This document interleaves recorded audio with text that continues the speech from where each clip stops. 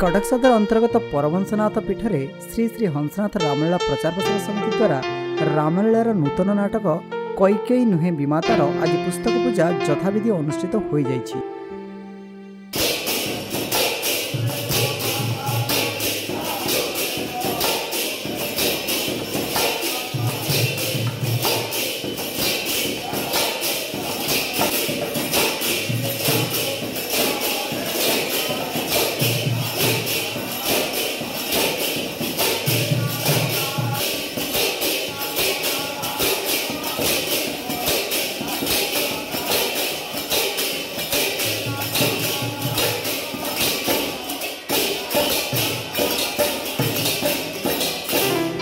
लीला सम्राट मारुति श्री स्वर्गत रवींद्र कुमार सेठी द्वारा रचित यह नाटकटी निर्देशन देते सुयोग्य पुत्र श्रीमान विश्वजित पटेल।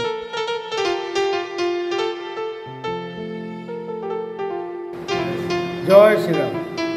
मोरी हंसनाथ रामलीला प्रचार समितिर सभ्य मानस पंडा आमरा यही हंसनाथ नूतन बही आम कर जाऊँ तेणुक यहाँ को उच्चकोटी हम बोली हंसनाथ आशीर्वाद अच्छे। बही नाटा है कैकेयी नुहे विमाता बा राम वनवास। ये बहीर लेखक होती सम्राट स्वर्गत रवींद्र सेठी आउ निर्देशना दौरान सुपुत्र विश्वजित पटेल। जय श्री राम। मो ना विश्वजित पटेल।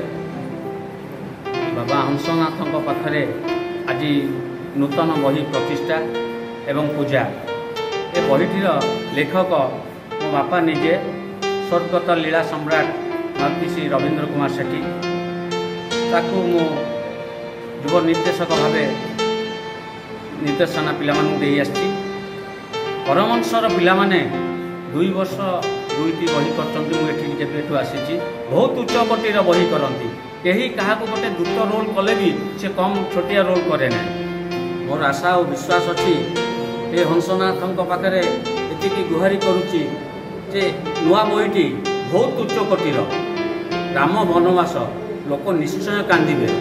अनेक जगार अनेक बही होता आमर गोटे बही हो तेणुक समस्तंकर पसंद हेब बोली मोर आशा और विश्वास। आउ ये हंसनाथ रामलीला प्रचार समिति बहुत उच्च कोटे करेंगे बोली मोर आशा और विश्वास। ये जय श्री राम जय राम जय जय राम श्री राम जय राम जय जय राम भज श्री राम जय राम जय जय राम श्री राम जय राम जय जय राम।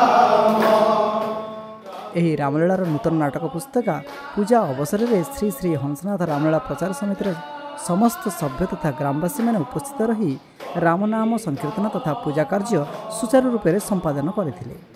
रामलीला प्रेमी दर्शक मानक किछि नुआ ढंग से रामायणर कथावस्तु को मंचस्थ करिवार जो प्रयास निश्चित जनमानस रे आदृत हेबो बोली श्री श्री हंसनाथ रामलीला प्रचार समितिर कर्मकर्ता मानकर आशा एवं विश्वास।